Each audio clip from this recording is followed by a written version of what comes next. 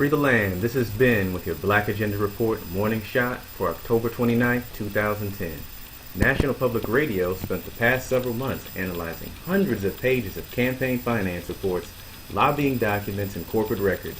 What they show is a quiet, behind-the-scenes effort to help draft and pass the Arizona Senate Bill 1070 by an industry that stands to benefit from it, the private prison industry. The law could send hundreds of thousands of illegal immigrants to prison in a new way never done before, and it could mean hundreds of millions of dollars in profits to private prison companies responsible for housing them. Arizona State Senator Russell Pierce says the bill was his idea. He says it's not about prisons, it's about what's best for the country. But instead of taking his idea to the Arizona State House floor, Pierce first took it to a hotel conference room. It was last December at the Grand Hyatt in Washington, D.C.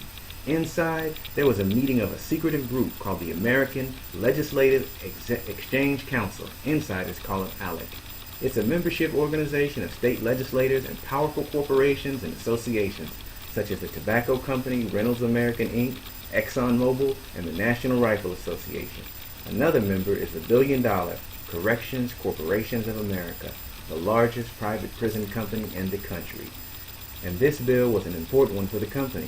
According to Corrections Corporations of America reports reviewed by NPR, executives believe immigrant detention is their next big market.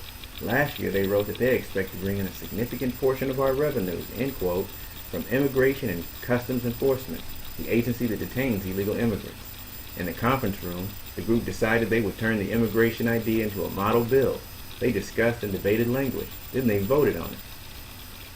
30 of the 36 co-sponsors of the bill in the Arizona legislature received donations over the next 6 months from prison lobbyists or prison companies, Corrections Corporations of America, Management and Training Corporation, and the GEO Group. In other news, the Washington Post reports Nestor Kirchner, an Argentine power broker who was president from 2003 to 2007, helped guide his country out of a calamitous economic crisis, died October 27 after an apparent heart attack. He successfully pushed the candidacy of his wife, Cristina Fernandez de Kirchner, who won in a landslide. The Kirchners were among the most polarizing leaders in South America, where they were part of a group of leftist leaders elected over the last decade.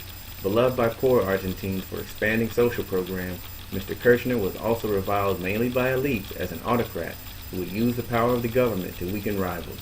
In Venezuela, President Hugo Chavez mourned the death of an ally whom he considered a friend, stating, "Oh, my dear Cristina, how sad," Chavez said via Twitter. "What a huge loss suffered by Argentina and our America. May Kirchner live forever." Mr. Kirchner, though, was a strong-willed president who, in the tradition of other Peronist party leaders, astutely delivered a populist message that won him support as he guarded Argentina out of its economic morass. He blamed the country's troubles on the International Monetary Fund and the American-style economic reforms advanced by previous administrations. Mr. Kirchner studiously ignored market orthodoxy, forcing holders of Argentina's debt to accept far less than what they had invested, stating, "If they want to squeeze them, let them squeeze," Mr. Kirchner told reporters in 2004, explaining that Argentina had no intention of paying defaulted bonds at their full price. He stated, "Here we have Argentines ready to build a new destiny, a new reality." Mr. Kirchner spent generously on social programs and infrastructure, coupled with a dramatic rise in worldwide demand for Argentine commodities. From soybeans to beef, Argentina's economy made a fast recovery. Mr. Kirchner, we need more leaders like you here in the U.S. This has been signing off with your Black Agenda Report morning shot, saying, "Free the land."